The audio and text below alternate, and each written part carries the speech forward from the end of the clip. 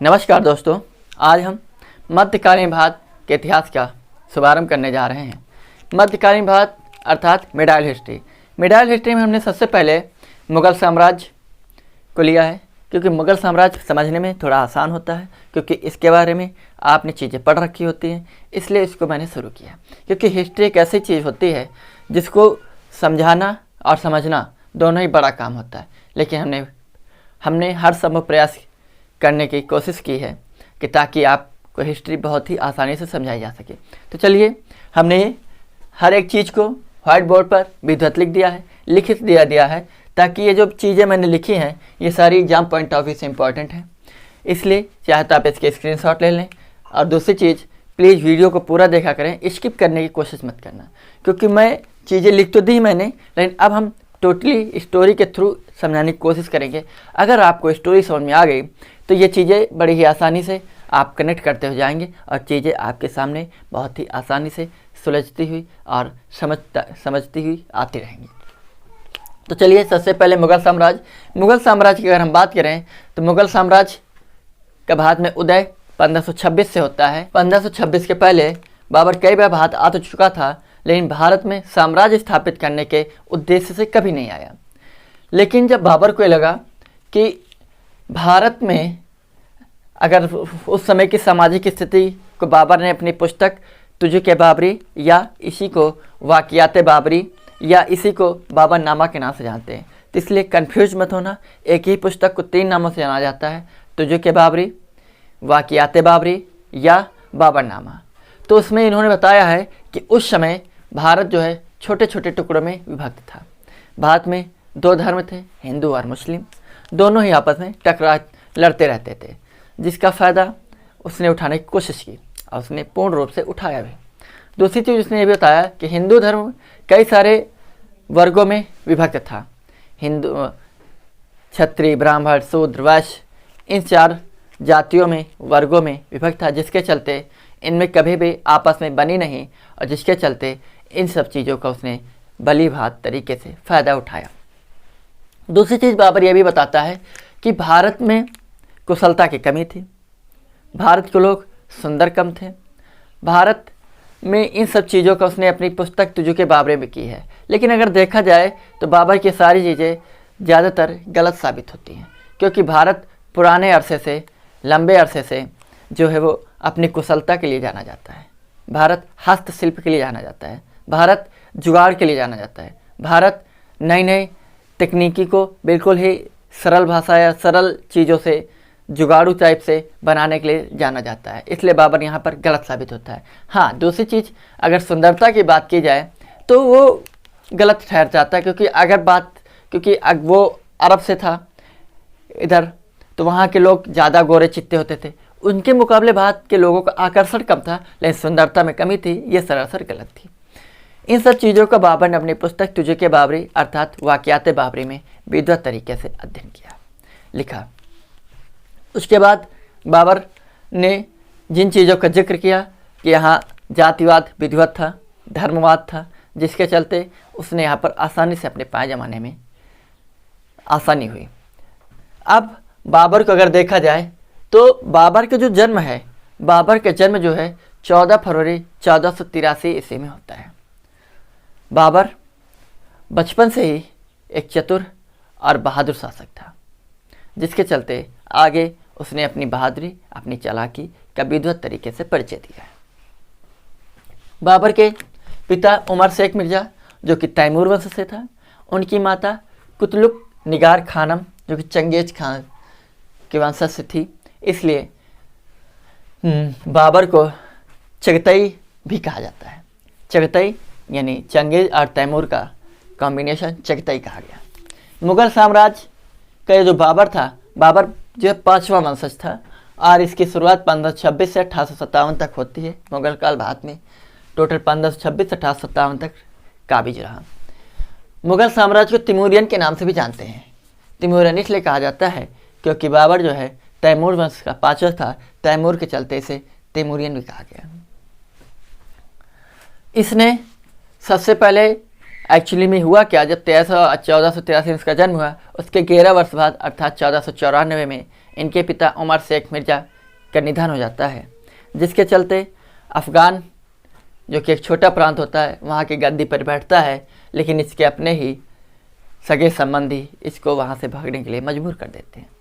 बाबर घूमता फिरता रहता है, घुमक्कड़ियों की भांति जीवन यापन करता रहता है और इसी घुमक्कड़ी जीवन यापन में ही उसने सेना को जुटाने का भी काम किया, जिसके चलते बाबर ने एक छोटी मोटी अच्छी खासी सेना तैयार कर ली थी। अगर देखा जाए तो 1502 में बाबर सर ए पुल के युद्ध में हार जाता है और इस सर ए पुल जो है शैबानी खां से हारता है। मोहम्मद शैबानी खां आज पहला शासक था जिसने तुलगुमा पद्धति अपनाई थी। तुलगुमा पद्धति क्या होती है? तुलगुमा पद्धति एक्चुअली में जैसे कि एक ही सेना को कई सारी टुकड़ों में विभक्त करके दाएं बाएं आगे पीछे मतलब हर टुकड़ी को अलग अलग ये दिशा निर्देश दिया जाएगा कि इस टुकड़ी को इस वक्त लड़ना है या इस दिशा निर्देश को मिलते ही आपको आगे जाना है, आपको ये काम करना है, आपको लड़ना है। इस विधि को तुलगुमा पद्धति कहा गया है, जिसको बाबर ने बखूबी भारत में इस्तेमाल किया था। तुलगुमा पद्धति सबसे पहले शैबानी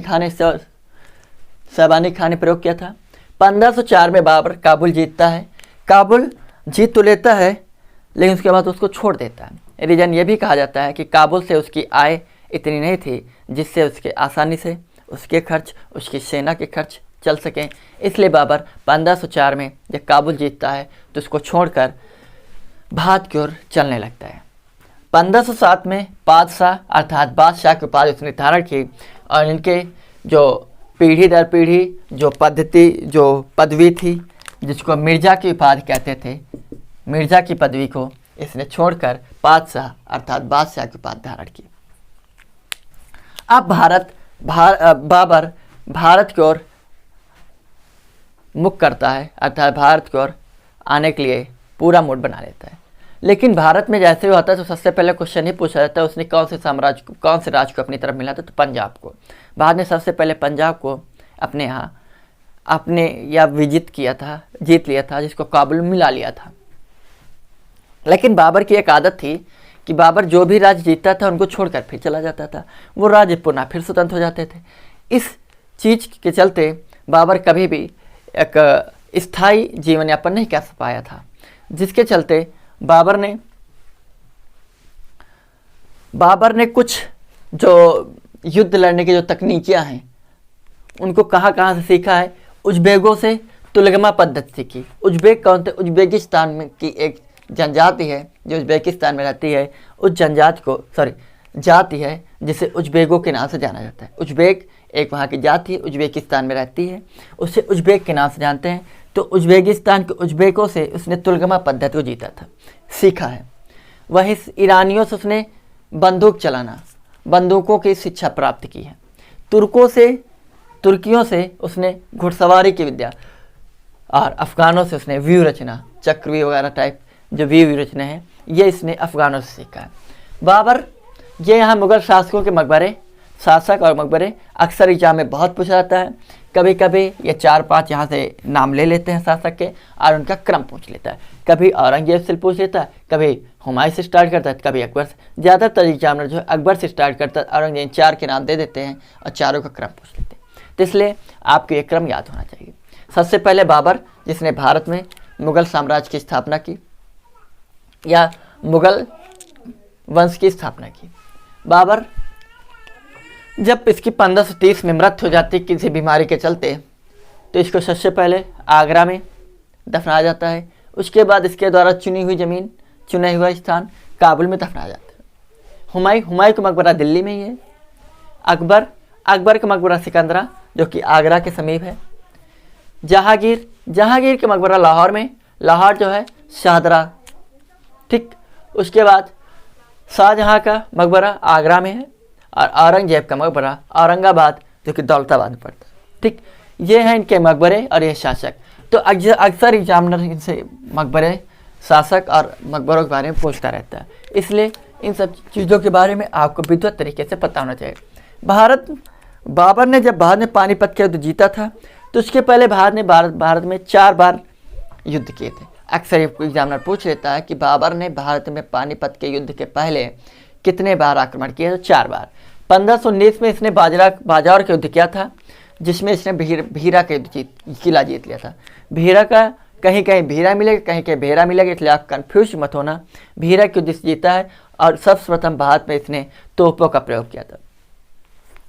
तो उसके बाद 1520 से बदखसा के युद्ध, बदखसा को जीतता है और 1522 कांधार को जीत देता है। इन प्रांतों को जीतने के बाद उसने अर्थात बाबर ने आलम खान लोधी, दौलत खान लोधी और राणा संग्राम सिंह राणा सांगा का पूरा नाम होता है, इनको राणा सांगा शॉर्टकट में बोलते हैं, और राणा संग्राम सिंह का पूरा नाम था। इन लोगों के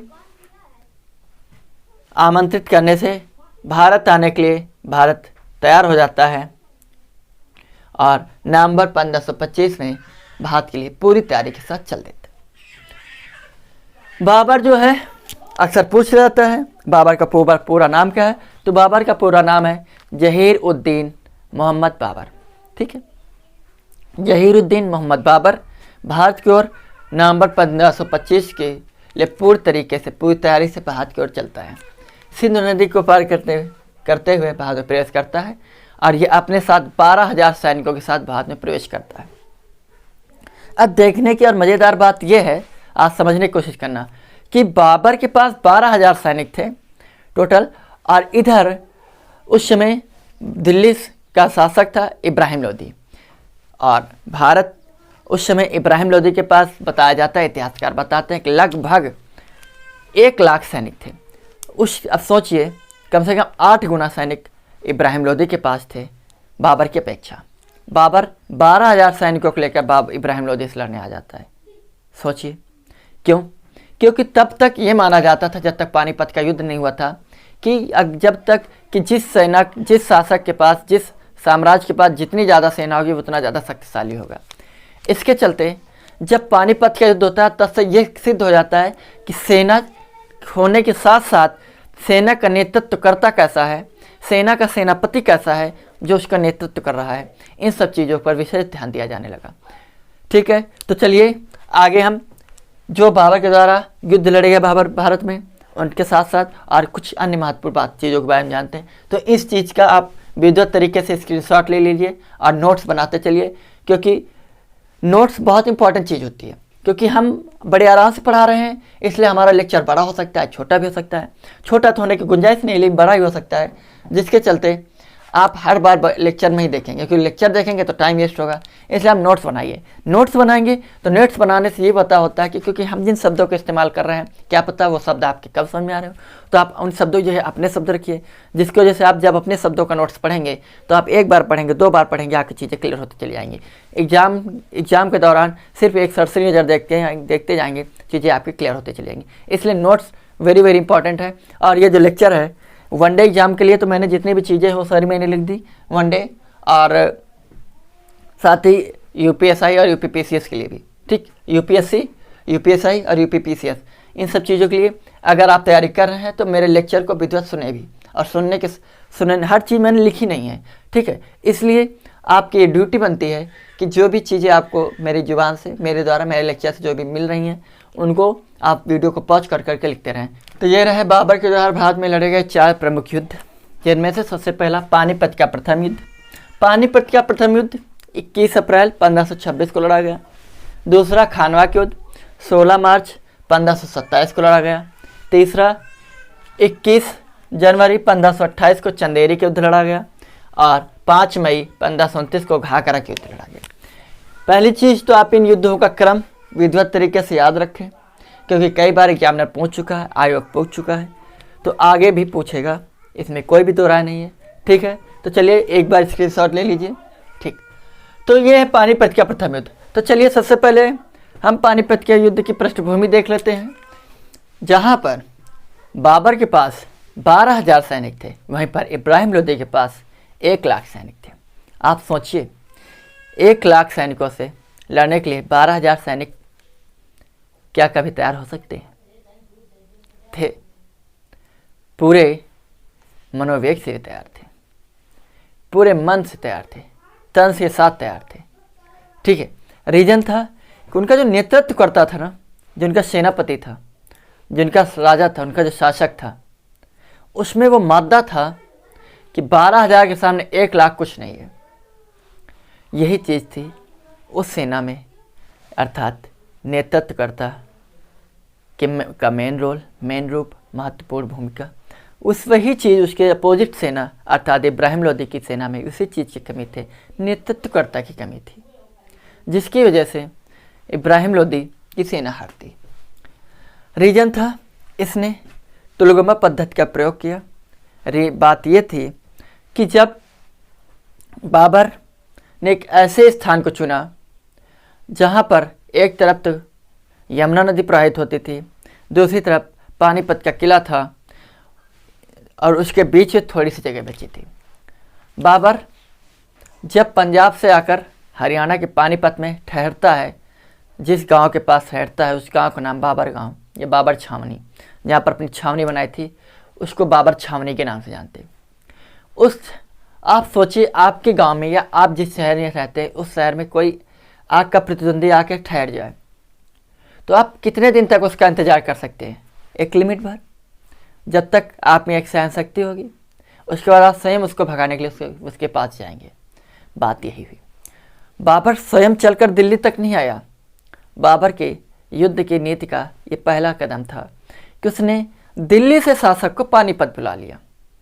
अगर बाबर दिल्ली आता या दिल्ली के आसपास लड़ता तो बाबर हारने की उम्मीद ज़्यादा थी। इसलिए बाबर ने एक ऐसे स्थान को चुना जिसमें वो ज़्यादातर तरीके से सेफ रहना चाहता था। उसने देखा इससे अच्छा स्थान कुछ नहीं है। जब इब्राहिम लोदी देखता है कि बाबर वापस ही नहीं हो रहा है तो इब्राहिम लोदी स्वयं दिल्ली से चल लेता है। बाबर की सेना एक से एक धनुर्धरों, एक से एक घुड़सवारों, एक से एक तीरंदाजों, एक से एक तोपचियों से सुसज्जित थी। वहीं दूसरी ओर इब्राहिम लोदी की सेना में कोई भी किसी भी चीज़ कमी नहीं थी। कमी एक चीज़ की थी, नेतृत्वकर्ता की। इब्राहिम लोदी की सेना में हाथियों की संख्या ज़्यादा थी घोड़ों की अपेक्षा। ये एक इब्राहिम लोदी का माइनस पॉइंट था जो कि बाबर का प्लस पॉइंट बन गया। दूसरी चीज़, बाबर ने अपनी जहाँ छावनी बनाई थी वहाँ जो गांव थे आसपास से, उन गाँवों से उसने बैलगाड़ियाँ खरीदी, 700-800 बैलगाड़ियाँ खरीदी और उनको इस तरीके से तैयार किया, सपोज दैट ये पानीपत का किला है, ये एक तरफ नदी है, ये स्पेस बच रहा है, इधर इब्राहिम लोदी रहेगा, आएगा इधर से, और इधर बाबर अपनी सेना के साथ सुसज्जित तरीके से बैठा हुआ है, तैयार। बाबर ने किया क्या, इतनी सेना इस सेना के सामने मक्खी बराबर थी, चींटी बराबर नज़र आ रही थी इब्राहिम लोदी की सेना को, बाबर की सेना। लेकिन बाबर ने क्या किया, ये जो भी स्थान ये खाली है ना, जहाँ से इब्राहिम लोदी और उसकी सेना बाबर पर अटैक करेगी, आक्रमण करेगी, उस स्थानों पर उसने बैलगाड़ियाँ खड़ी करवा दी। 50 से 60 बैलगाड़ियों के बीच में 7 से 8 मीटर का गैप छोड़ा जाता था। जहाँ पर गैप था वहाँ पर गड्ढे थे, जहाँ पर गैप था वहाँ पर गड्ढे थे। 7 से 8 फुट गड्ढे गहरे थे। उन गड्ढों में लकड़ियों की टहनियाँ, नुकीली टहनियों को बनाकर उसमें गाड़ दिया गया। ऊपर से पत्ती और झाड़ से ढक दिया गया, जिसके चलते दूर से तो समझ में नहीं आता था कि वहाँ गड्ढा है, लेकिन जैसे सब समीप पहुँचते थे तो ये लगता था कि झाड़ी है, निकल जाएंगे। लेकिन उसमें जाते ही हाथी गिर जाते थे, घोड़े फंस जाते थे, और गिर गए तो उनमें टहनियाँ घुस गई। वहीं पर भगदड़ मच गई, आधी सेना में भगदड़ मच गई। हाथी चिल्लाने लगे, घुड़सवार घोड़े वहीं पर गिर के मरने लगे, चिल्लाने लगे। जब ऐसी अफरा तफरी सेना में मची इन सब हलचलों के चलते, तो सेना कंट्रोल से बाहर हो गई, इब्राहिम लोदी का कहना था कि उसकी जो सेना थी उसको उसने 4 से 5 टुकड़ियों में बांट रखा था, एक टुकड़ी दाएं, एक टुकड़ी बाएं, एक पीछे, एक आगे। बीच में इब्राहिम लोदी कुछ सैनिकों के साथ स्वयं खड़ा था। सिर्फ रणनीति ये थी कि बाबर ने जब आगे से सेना आ रही है लड़ने के लिए, तो इन सब चीज़ों से उसको लड़ना पड़ा। बैलगाड़ी अवरोधक का काम करे, उतना बड़ा काम तो नहीं है लेकिन फिर भी रोक तो रही है। ठीक, साथ ही गड्ढे जहाँ हाथी घोड़े फंसे जा रहे हैं, ऊपर से बची कुची जो कसर थी, बाबर ने बड़ी मात्रा में बारूद के साथ तोपों का इस्तेमाल किया। और भारत में अब इस समय जब ये पानीपत का युद्ध चल रहा है, उस समय भारत में बारूद का विकास हो रहा था, बारूद के बारे में लोग जान रहे थे। उस समय बाबर ने बड़ी मात्रा में बारूद का इस्तेमाल किया, अर्थात तोपों का इस्तेमाल किया। और तोप दगते ही हाथियों में भगदड़ मच जाती थी, घोड़ों में भगदड़ मच जाती थी, जिससे आधी सेना ऐसे ही मर गई। अब बाबर ने देखा कि अब सेना बगल से आनी शुरू हुई तो और पीछे जाना भागना शुरू कर रही है, तो बाबर ने सैनिकों को, जो दाएं बाएं सैनिक टुकड़ियां थी, उनको आदेश दिया और वो दाएं बाएं से जाकर पीछे से घेर लिया। यहाँ पर बाबर के पास ज़बरदस्त तरीके से धनुर्धर तीरंदाज थे, जिन्होंने घोड़े पे चढ़कर और तीर चढ़ाने वाले उसके घुड़सवार थे, जो कि पूरे सेना में भगदड़ मचा दी इब्राहिम लोदी की। घोड़ों पे बैठकर ज़बरदस्त तरीके से तीरें चलाई, बाणें चलाई, जिसकी वजह से काफ़ी सैनिक मारे गए।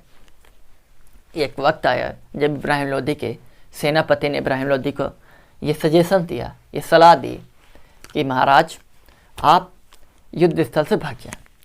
अब एक राजा, वो भी हिंदुस्तान के राजा, उसने कहा ये मेरी तौहीन होगी, ये मेरी आन बान शान के खिलाफ है, ये मैं नहीं कर सकता हूँ। अंततः इब्राहिम लोदी के पास 5000 सैनिक बचते हैं, जिनके सहारे इब्राहिम लोदी बाबर से युद्ध लड़ता है और उस युद्ध में मारा जाता है। कुछ इतिहासकार या कुछ किताबें आपको ये भी बताएंगी कि इब्राहिम लोदी वहाँ से भाग जाता है और उसके 2 वर्ष पश्चात उसकी मृत्यु होती है, क्योंकि उस युद्ध में इब्राहिम लोदी के काफ़ी घायल हो जाता है, काफ़ी चोटें होती हैं जो कि सही नहीं होती, जिसके चलते 2 वर्ष तक वो तो जीवित रहता है, एक घुमक्कड़ियों टाइप जीवन व्यतीत करता है जंगलों पहाड़ियों में, और उसके बाद मृत्यु होती है। लेकिन असलियत ये है कि इब्राहिम लोदी खुद बाबर के सामने जाता है लड़ने, और बाबर इब्राहिम लोदी को मारते इस युद्ध में हरा देता है। और जब बाबर देखता है कि इब्राहिम लोदी का धड़, पूरा सर धड़ ज़मीन पे गिरा पड़ा हुआ है, तो उसके चेहरे से धूल हटाता है और अपना मुकुट उतारता है और इब्राहिम लोदी के सैल्यूट करता है। ऐसे जाबाज सिपाही को एक दूसरा जाबाज सिपाही सैल्यूट करता है। ये रहा पानीपत का युद्ध, जिसमें बाबर ने बड़ी चतुराई के साथ युद्ध किया और एक छोटी सी मुट्ठी भर सेना के साथ एक भारी भरकम सेना को पराजित कर दिया। तो ये रहा पानीपत के युद्ध। कुछ महत्वपूर्ण चीज़ें, इब्राहिम लोदी 1 लाख सैनिकों के साथ, इब्राहिम लोदी के साथ विक्रमजीत सिंह रहते हैं, जो कि इस युद्ध में मारे जाते हैं और हार जाते हैं। क्वेश्चन अक्सर पूछता है कि मुगल साम्राज्य में या हुमायूं को कोहिनूर हीरा कहाँ से मिलता है, तो विक्रमजीत सिंह से कोहिनूर हीरा हुमायूं को मिलता है। कई किताबें ये भी बताएंगी आपकी कि कोहिनूर हीरा विक्रमजीत सिंह के परिवार से हुमायूं को मिलता है। जो भी हो, लेकिन अक्सर क्वेश्चन यही अब तक जो आयोग ने बनाया है, यही बनाया कि कोहिनूर हीरा हुमायूं को कहाँ से मिलता है, तो विक्रमजीत सिंह से मिलता है। ये जो कोहिनूर हीरा था, ये 320 रत्ती इसका वजन था। 320 रत्ती वजन के हिसाब से अगर देखा जाए तो उस दौरान 2.5 दिन का भोजन पूरे विश्व के लोगों को खिलाया जा सकता था। इतनी कीमत थी इस हीरे की। 320 रत्ती इस हीरे की, अर्थात इस कोहिनूर हीरे की कीमत थी। 2.5 दिन पूरे विश्व को भोजन खिलाया जा सकता था। तो आप आकलन लगा सकते हैं कि कितनी कीमत रहेगी उस हीरे की। इसमें तोपची उस्ताद उली कुली खां था और मुस्तफ़ा, इन्होंने बड़ी ही शुद्धि बुद्धि के साथ तोपें दागी और बाबर को एक बड़े साम्राज्य का शासक बना बैठाया। काबुली बाग मस्जिद बाबर जब जीतता है तो सबसे पहले काबुली बाग मस्जिद का निर्माण करवाता है, और ये भारत में मुग़लों के द्वारा बनवाई गई पहली मस्जिद थी। और कई बार आयोग पूछ चुका है कि मुग़लों के द्वारा या बाबर के द्वारा बनवाई गई भारत में पहली मस्जिद कौन थी, तो काबुली बाग मस्जिद थी। ठीक, उसके बाद बाबर ने चांदी के सिक्के चलवाए थे। जब पानीपत का युद्ध इसने जीता तो इसने चांदी के सिक्के चलवाए, काबुल में चांदी के सिक्के बंटवाए, इसलिए बाबर को कलंदर की उपाधि दी गई। बाबर को कलंदर भी कहा जाता है। क्यों कहा जाता है ये अक्सर पूछा गया है। तो चांदी के सिक्के इसने काबुल में काबुल वासियों के लिए बंटवाए थे, इसलिए इसे कलंदर कहा गया। ये रहा पानीपत का प्रथम युद्ध, जहाँ से भारत में एक नए वंश, एक नए मुस्लिम साम्राज्य की स्थापना होती है। मुगल वंश की स्थापना होती है। मुगल का शाब्दिक अर्थ होता है बहादुर, इसलिए ये वास्तव में सिद्ध हुआ कि मुगल बहादुर थे। बात यहीं पर नहीं ख़त्म होती है। अब अगला पड़ाव खानवा के युद्ध की ओर चलते हैं। खानवा के युद्ध में जहाँ पर आप देखें जिन लोगों ने बाबर को भारत में युद्ध करने के लिए आमंत्रित किया था, वहीं पर खानवा के युद्ध में वही लोग बाबर के खिलाफ हो जाते हैं, क्योंकि राणा सांगा को लगता है कि पहले की भांति जैसे बाबर प्रांतों को जीतता था और जीत कर चला जाता था, वो प्रांत स्वयं फिर से स्वतंत्र हो जाते थे। इस बार भी बाबर कुछ ऐसा ही करेगा। लेकिन जब राणा सांगा देखते हैं 1 वर्ष होने के नज़दीक है, लेकिन बाबर दिल्ली छोड़ने का नाम ही नहीं ले रहा है, तब बाबर युद्ध करने के लिए तब राणा सांगा बाबर से युद्ध के लिए ललकारते हैं। राणा सांगा का पूरा नाम था राणा संग्राम सिंह। राणा संग्राम सिंह, ये जो दूसरा युद्ध था, यहाँ पर बाबर का घुमक्कड़ी जीवन खत्म हो जाता है पानीपत के युद्ध से। और बाबर गद्दी पर बैठता है और मुगल वंश की स्थापना करता है दिल्ली में। दूसरा युद्ध खानवा के युद्ध 16 मार्च 1527 को लड़ा जाता है। खानवा के युद्ध राणा सांगा, जो कि मेवाड़ के राजपूत नरेश राणा सांगा का युद्ध बाबर से होता है। इनके पास 2 लाख सैनिक थे। जब पानीपत का युद्ध समाप्त हुआ, सैनिक जो हैं वो शारीरिक रूप से थक ही गए थे, साथ ही वो मानसिक रूप से भी थक चुके थे। उन्हें लगा कि हमने 1 लाख सैनिकों को तो हरा लिया है, लेकिन क्या 2 लाख सैनिकों को हम हरा पाएंगे? 2 लाख सैनिकों से सुसज्जित सेना। राणा सांगा स्वयं एक कुशल नेतृत्व करता सुना था, जिसके चलते उन्हें लगा वो भयभीत हो गए। लेकिन बाबर हिम्मत हारने वालों में से नहीं था। बाबर ने उन्हें मोटिवेट किया। बाबर ने उनसे कहा कि सोचिए, अगर आप पीठ दिखाकर यहाँ से वापस चले गए तो लोग मुझे भगोड़ा साबित कर देंगे। दूसरी चीज़, अगर आप लड़े और हारे तो लोग आपको ये कहेंगे कि नहीं, वो अंतिम सांस तक तो लड़ते रहे, और हार गए या मारे गए तो आपको और हमको स्वर्ग अर्थात जन्नत मुनासिब होगी। लेकिन कहीं अगर आप जीत गए तो आप इतने बड़े साम्राज्य के एक पक्के और एक मजबूत तरीके से शासक बन पाएंगे। इतने बड़े साम्राज्य के आप शासक हो जाएंगे। सैनिक मोटिवेट हो गए, सैनिकों में जोश आ गया, और बाबर ने उसी दिन से शराब को बंद कर दिया पीना, क्योंकि उसे लगा अगर हम शराब नहीं पिएंगे तो हमसे कोई गलत चीज़ नहीं हो पाएगी, और गलत चीज़ नहीं होगी तो निश्चित है कि हम जीत जाएंगे। बाबर ने शराब पीना बंद कर दिया। यह युद्ध खानवा के युद्ध के नाम से लड़ा जाता है, जो कि आगरा से 37 किलोमीटर की दूरी पर यह स्थान है खानवा, आगरा से। वहाँ पर यह युद्ध लड़ा जाता है। एक चीज़ देखना, बाबर कभी भी युद्ध उस शासक के इस क्षेत्र में खुद जाकर नहीं लड़ेगा, उस शासक को स्वयं अपने क्षेत्र में बुला लेगा या उसके क्षेत्र से दूर बुला लेगा। इस प्रकार इसमें राणा सांगा का जिन लोगों ने बाबर को बुलाने में मदद की थी, वही लोग अब बाबर के खिलाफ हो गए, क्योंकि उन्हें अब डर लगने लगा कि बाबर यहाँ का अगर शासक हो गया तो हम उसके अधीन हो जाएंगे, या बाबर एक शक्तिशाली शासक बनता चला जा रहा है और हम पे हावी हो जाएगा। इस प्रकार हसन खां मेवाती, महमूद लोदी और आलम खां पूरी तरीके से राणा सांगा का साथ देते हैं, लेकिन उसके बावजूद भी राणा सांगा की सेना खानवा के युद्ध में हार जाती है। इसमें बाबर ने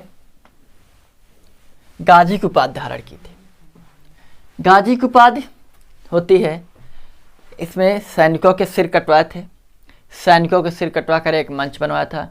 इतिहासकार ये बताते हैं कि लगभग वह पर्वतनुमा आकृति सिरों की 33 फुट ऊंची थी, जिस पे बाबर बैठा था, और बाबर जब बैठा था उस पर, तो बाबर ने अपने आप को गाजी की उपाधि से नवाजा था। दूसरी चीज़, बाबर जो था, गाजी का अर्थ होता है काफिर, तो काफिरों के खिलाफ उसने जीता था। काफिर का अर्थ होता है कि जैसे सपोज दैट आप भारत के हैं और भारत से अगर आप पाकिस्तान जाएं तो पाकिस्तान वाले कहेंगे भारतीय हैं, वो वहाँ से वापस कर दे।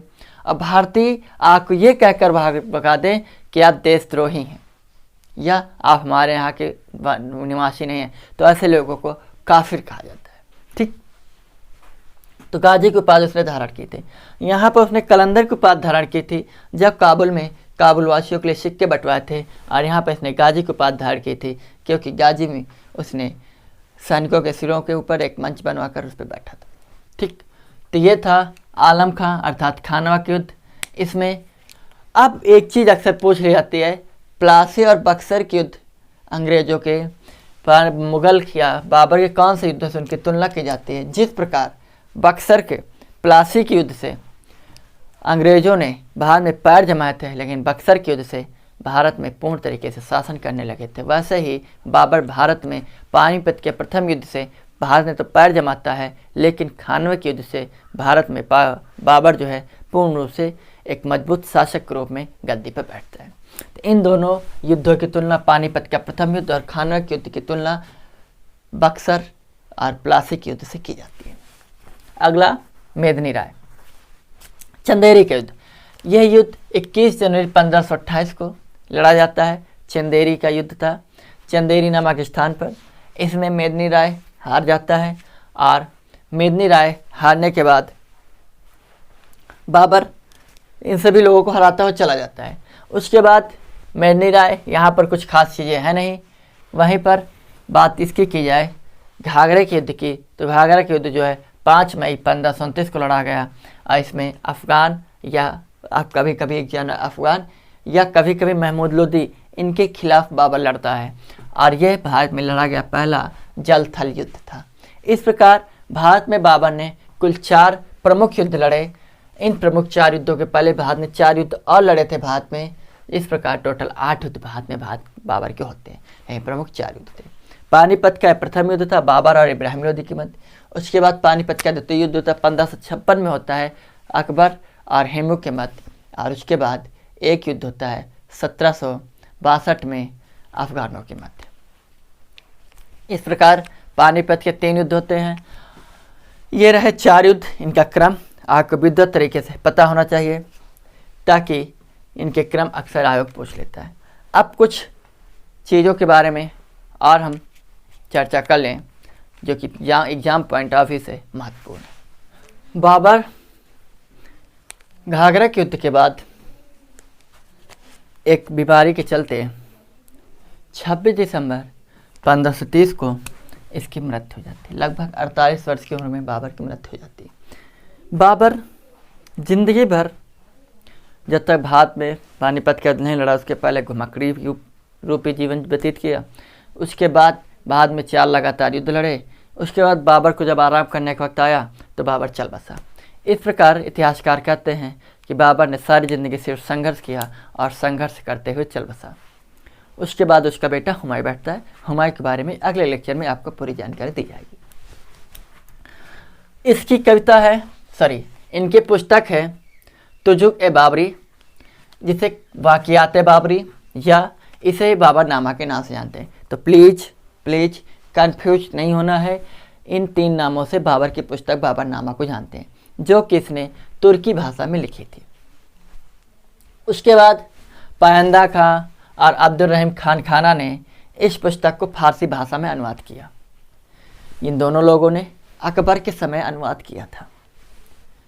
उसके बाद 1826 में लेडन और इर्स्किन व एल्किंग ने इस पुस्तक का अंग्रेजी भाषा में अनुवाद किया।